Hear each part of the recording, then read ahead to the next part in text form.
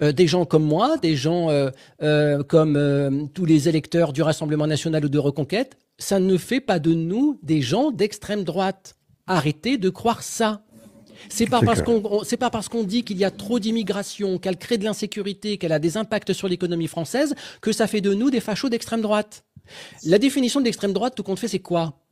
La définition d'extrême droite, c'est le refus de l'étranger, c'est le refus du parlementarisme, et donc c'est vouloir prendre le Parlement par la force.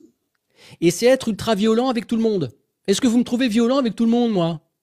Franchement, je reçois tout le monde ici. Donc est-ce que vous me trouvez violent avec tout le monde?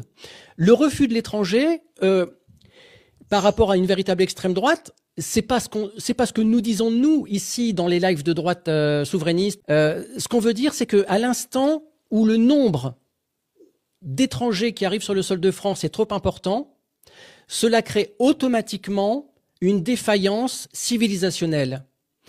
Quand on accueille 500 000 immigrés par an, donc 500 000 étrangers, quand on accueille 500 000 étrangers par an, dans un pays de 68 millions d'habitants, au bout des 2 quinquennats d'Emmanuel Macron, ça fera l'équivalent de la ville de Paris et sa banlieue. Ça ne peut pas fonctionner. Moi personnellement, c'est pas un rejet de l'étranger, c'est juste que nous avons un devoir de défendre notre culture, nous avons un devoir de défendre l'héritage qui nous a été légué, notre héritage culturel, notre héritage cultuel.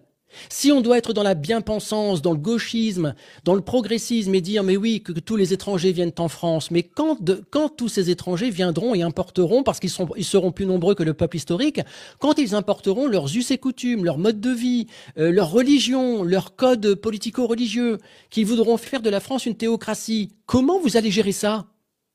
Nous sommes, des gens comme moi, nous sommes des garde-fous. Les garde-fous et les fous aujourd'hui, il y a certains politiques que je considère comme dingues. Parce qu'ils signent des espèces de pactes. Pour moi, ils devraient être poursuivis pour intelligence avec l'ennemi. Il y a des partis politiques et des politiques de certains partis politiques, des hommes et femmes politiques, qui devraient être poursuivis pour intelligence avec l'ennemi. Je rappelle que cette idéologie de dire l'immigré, l'étranger est bienvenu sur le sol de France, je le dis à chaque fois, pardon, mais ça coûte des vies, bon sang.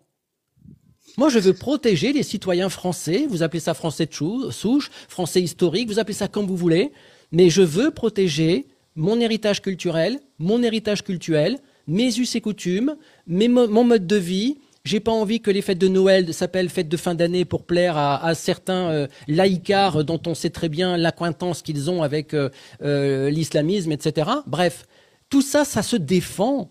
Ce dont vous profitez aujourd'hui, que vous soyez français de souche, que vous soyez français issu d'immigration, tout ce dont vous profitez aujourd'hui sur le sol de France est issu d'un héritage. Si vous reniez cet héritage, si aujourd'hui vous le mettez en danger, qu'en sera-t-il demain? Vous irez où demain?